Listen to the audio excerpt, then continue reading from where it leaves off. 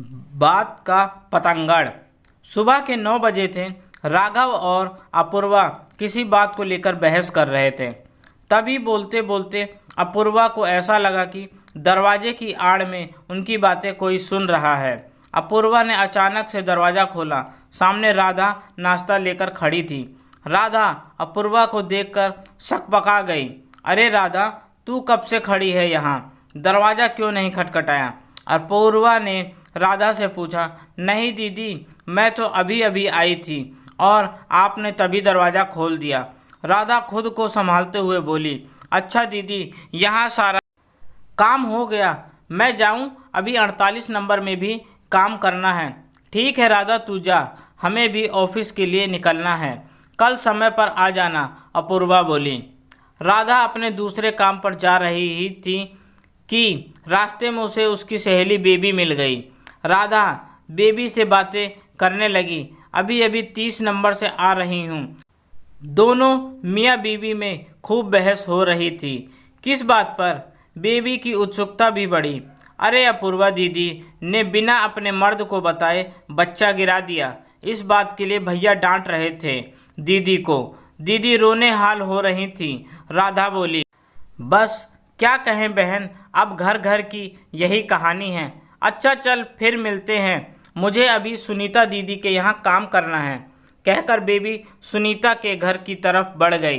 Baby Sunita के घर पहुंची। सुनीता ने बेबी को देखकर कहा, आज तो पूरे 15 मिनट लेट है बेबी। आप भी ना दीदी 15-15 मिनट का हिसाब रखती हो, बेबी तुनक कर बोली। रास्ते में राधा मिल गई थी, कुछ बताने लगी।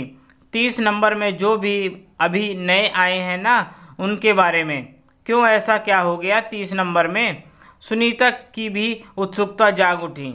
वहाँ भैया ने दीदी पर हाथ उठा दिया। बेबी बोली। चल हट, हाथ क्यों उठाएंगे भला? सुनीता ने बीच में ही बेबी को टोका। मर्द का हाथ तो छोटी छोटी बातों पर चल जाता है, अपनी औरत पर यह तो फिर बहुत बड़ी बात है।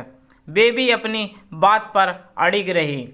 अरे क्यों सस्पेंस बना रही है, बताएगी भी, हुआ क्या? सुनीता ने फिर पूछा। अपूर्वा दीदी ने बच्चा गिरवा दिया अपना, बिना भैया को बताए, बेबी बोली।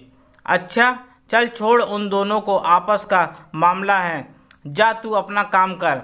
कहकर सुनीता ने फ़ोन हाथ में लिया और कमरे की तरफ बढ़ गई। इधर बेबी अपने काम में लग गई, उधर सुनीता ने 70 नंबर वाली प्रीति को फ़ोन लगाया। अरे प्रीति, पता है अपनी सोसाइटी में आजकल घरेलू हिंसा के मामले खूब आ रहे हैं। क्यों, क्या हो गया? प्रीति ने पूछा। अरे 30 नंबर में जो अभी अभी आई है ना अपूर्वा, उसका पति खूब मारता है उसे। एक तो ये आजकल की लड़कियां शादी भी करनी हैं और जिम्मेदारियां भी नहीं उठानी। इनको बिना अपने पति को बताए कौन अबॉर्शन करवाता है, तू ही बता। पति को पता चलेगा तो गुस्सा हो जाएगा ही ना, सुनीता ने कहा। यह उनका पर्सनल इशू है, इसमें हम क्या कर सकते हैं। चल बाय, बाद में बात करते हूँ, प्रीति ने जवाब दिया।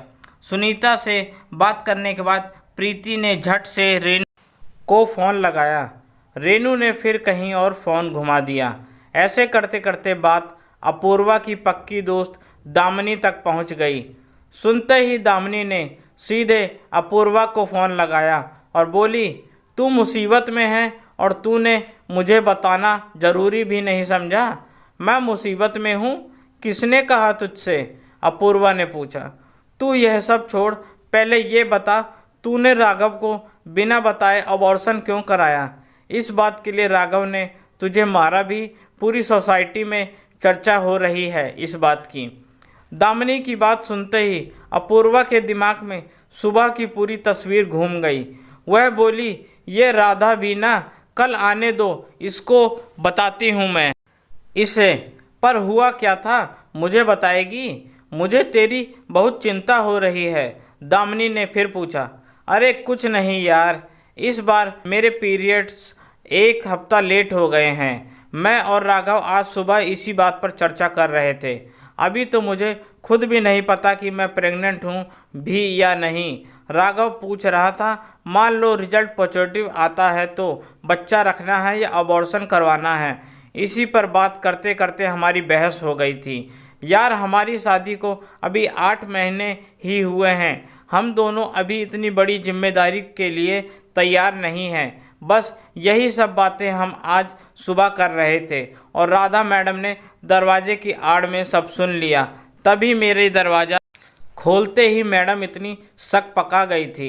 अपूर्वा ने जवाब दिया, देख अपूर्वा, बुरा मत मानना पर गलती तुम दोनों की भी है। जब तुम्हें पता था कोई बाहर वाला घर में है तब तुम्हें अपनी पर्सनल बातें करनी ही नहीं चाहिए थी, क्योंकि घर की बात घर में ही रहे तो अच्छा होता है। बाहर निकलते ही लोग चटकारे लेकर बात का पतंगड़ बनाने में देर नहीं लगाते। दामिनी ने अपूर्वा को समझाया।